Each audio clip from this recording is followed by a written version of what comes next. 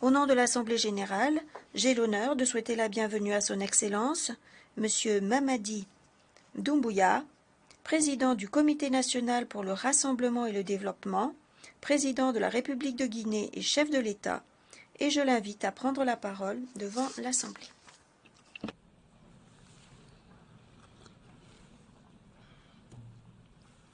Monsieur le Président, Excellences, Mesdames et Messieurs les chefs de délégation, Monsieur le Secrétaire général, je voudrais, avant de commencer, Monsieur le Président, vous adresser les chaleureuses félicitations de la délégation guinéenne pour votre brillante élection à la présidence de la 78e Assemblée générale des Nations unies. Je voudrais également, devant cette auguste Assemblée, vous assurer du soutien de mon pays. Je souhaite par la même occasion rendre un hommage mérité à votre prédécesseur, M. Sabah Korosi de la Hongrie, à Monsieur le Secrétaire général, M. Antonio Guterres. Je le remercie pour le dévouement avec lequel il dirige notre organisation. Monsieur le Président, Mesdames et Messieurs, en venant prendre part aux travaux de la 78e section ordinaire, je voudrais m'acquitter d'un devoir, celui de vous transmettre les chaleureuses salutations du peuple souverain de Guinée. Mon pays qui continue de fonder un espoir en l'Organisation des Nations Unies pour trouver des solutions idoines aux questions auxquelles notre monde continue d'être confronté. Dans ce cadre, Monsieur le Président, nous pensons que les fondamentaux qui ont sous-tendu à la création de notre organisation doivent s'adapter aux mutations profondes de notre société. L'objectif du thème de la présente session, paix, prospérité, progrès, durabilité, est d'actualité, évocateur et mérite une attention particulière de notre part. Épidémie de coups d'État en Afrique. Après celle de la Covid-19, le continent est frappé par celle des putschs militaires, notamment dans les pays francophones du sud du Sahara. C'est tout le monde qui le condamne, qui le sanctionne, qui s'émeut de la réapparition brusque de cette pratique que l'on croyait révolue, à juste titre.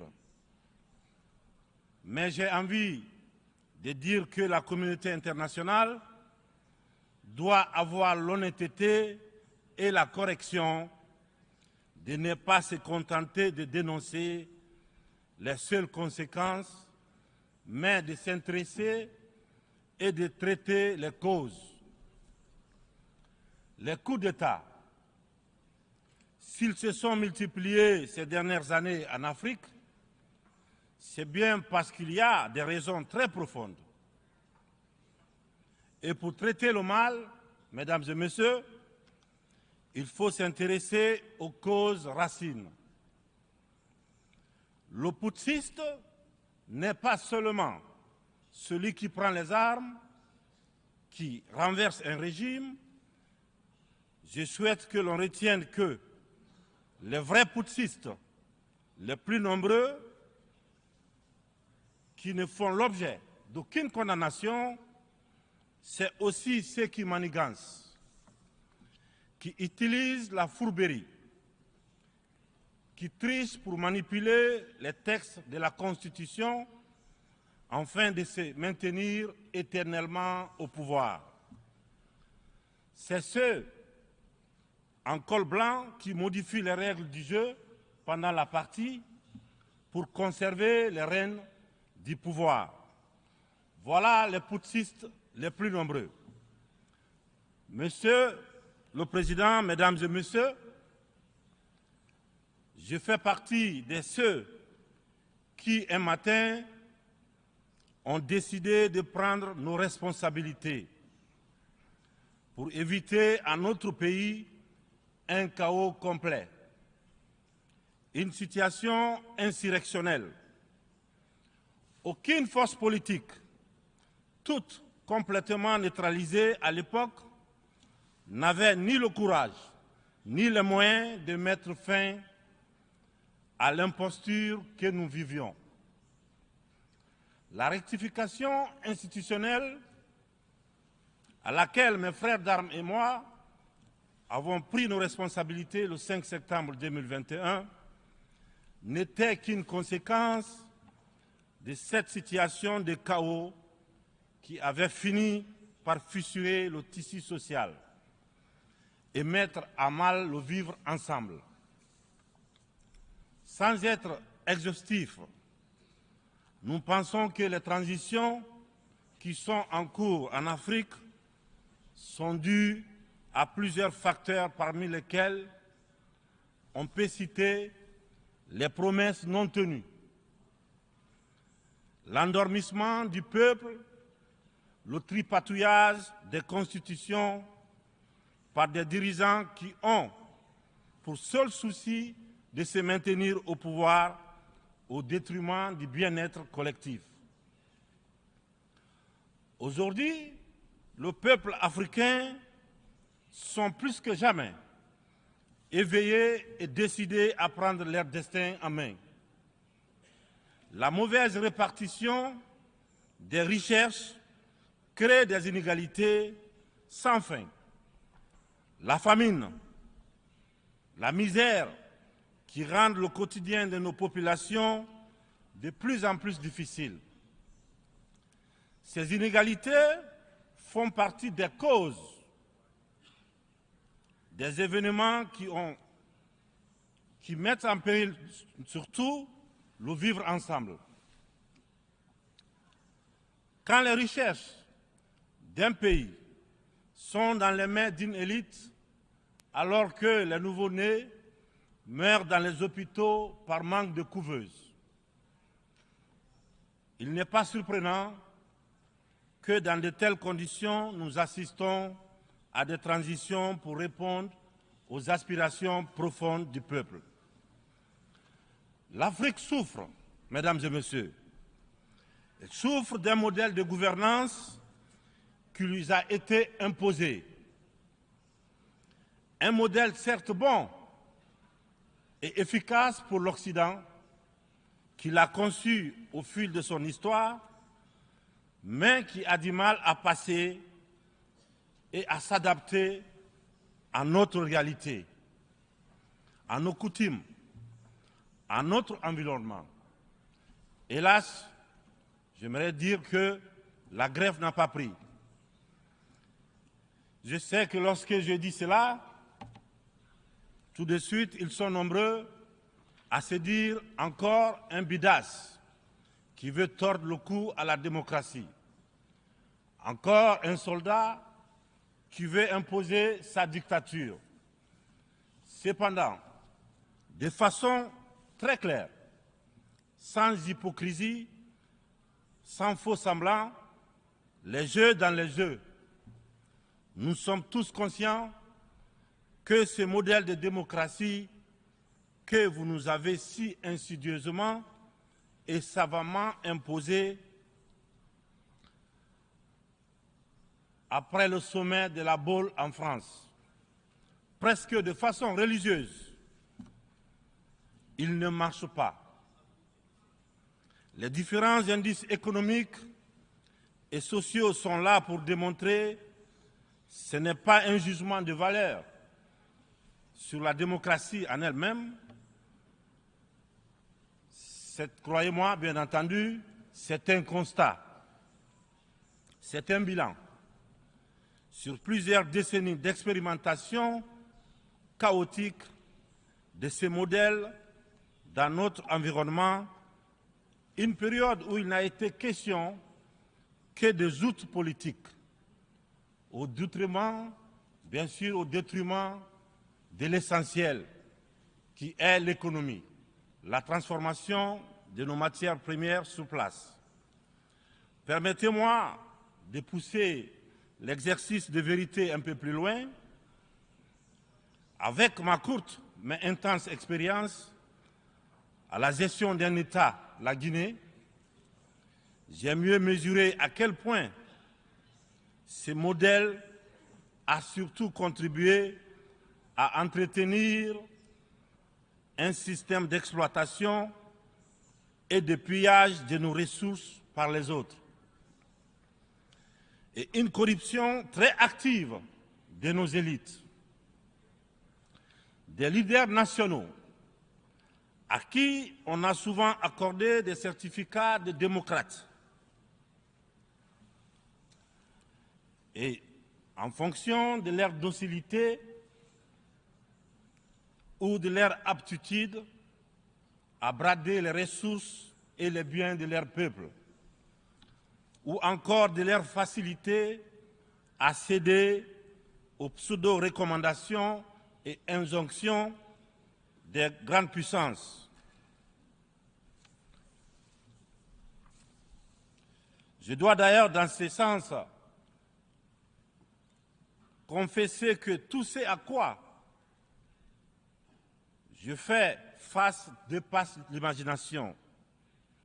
Ce sont les mêmes qui confessent la démocratie, la transparence, qui dénoncent la mauvaise gouvernance et la corruption, qui dictent les règles.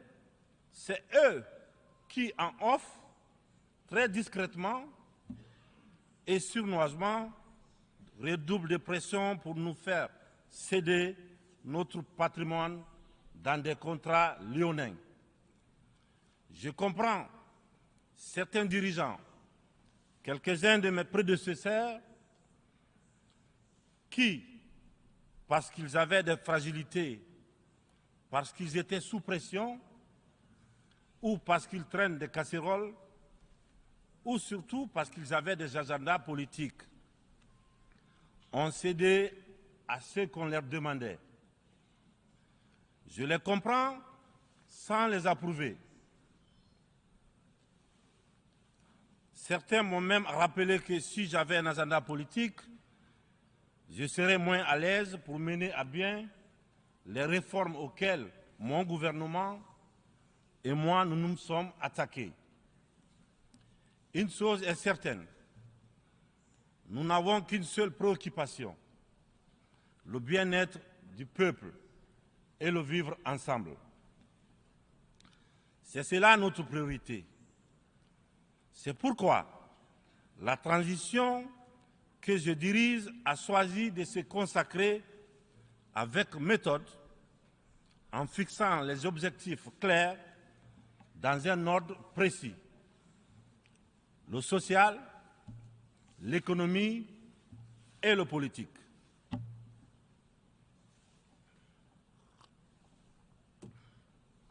Monsieur le Président, Mesdames et Messieurs, mon uniforme, je l'ai mis au service de mon peuple. Je vous serai reconnaissant de respecter ces serments, de nous tenir à distance respectable des divisions, de toutes sortes que beaucoup essaient de nourrir dans nos pays. Le Sahel traverse l'une des histoires les plus graves de sa très vieille histoire, mais elle a les ressorts nécessaires pour y faire face. Son sens légendaire de la diplomatie doit être libéré afin qu'ensemble, nous nous parlions sans interférence. C'est pourquoi, est pour cela que la CEDEAO, dont la vocation était économique, doit cesser de se mêler de la politique et privilégier le dialogue. Nous, Africains, nous sommes fatigués, épuisés des catégorisations dans lesquelles les uns et les autres veulent nous mener et surtout veulent nous cantonner. La population de l'Afrique est jeune. Elle n'a pas connu la guerre froide. Elle n'a pas connu la guerre et les guerres idéologiques qui ont façonné le monde pendant les 70 dernières années. C'est pourquoi nous, Africains, nous trouvons insultants les cases, les classements qui tantôt nous placent sous influence des Américains, tantôt sous celle des Anglais, tantôt des Français, tantôt des Chinois, des Russes et même des Turcs. Nous ne sommes ni pro, ni anti-américains, ni pro, ni anti-chinois, ni pro, ni anti-français, ni pro, ni anti-russe, ni pro, ni anti-turc. Nous sommes tout simplement pro-africains. C'est tout.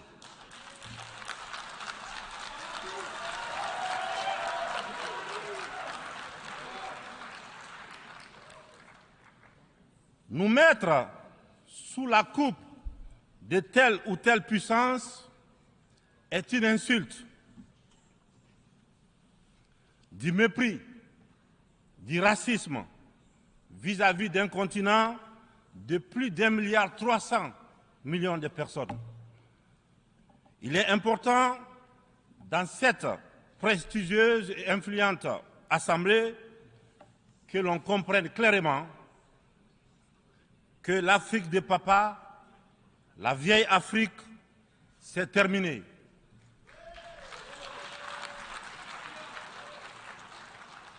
Avec une population de plus d'1 milliard d'Africains, dont environ 70% de jeunes totalement décomplexés, des jeunes ouverts sur le monde et décidés à prendre en main leur destin. Il est venu le moment de prendre conscience que les structures, les règles issues de la Seconde Guerre mondiale,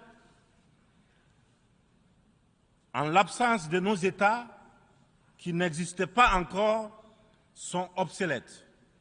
C'est la fin d'une époque déséquilibrée, injuste, où nous n'avons pas droit au chapitre. C'est le moment de prendre en compte nos droits, de nous donner notre place, mais aussi et surtout le moment d'arrêter de nous faire de la leçon, de nous prendre de haut, d'arrêter de nous traiter comme des enfants. Rassurez-vous, rassurez-vous, nous sommes suffisamment grands pour savoir ce qui est bien et ce qui est bon pour nous. Nous sommes suffisamment matures pour définir nos priorités, pour concevoir notre modèle qui corresponde à notre identité, à la réalité de nos populations, à ce que nous sommes tout simplement. Nous vous serions fort reconnaissants de nous faire confiance et de nous laisser mener notre barque comme vous l'avez permis dans certaines régions du monde. Vous l'avez permis en Asie, en Proche et Moyen-Orient, pour ne citer que cela. Cette infantilisation est du plus mauvais effet pour une jeunesse africaine qui s'est émancipée. Dans ce contexte, nous sommes tous interpellés et appeler à procéder à une meilleure analyse de la situation en vue d'initier et de poursuivre de nouvelles politiques au bénéfice de tous. La communauté internationale doit regarder l'Afrique avec les yeux neufs. Elle doit entreprendre avec elle désormais une coopération franche dans un esprit de partenariat gagnant-gagnant. Je vous remercie de votre attention. Merci.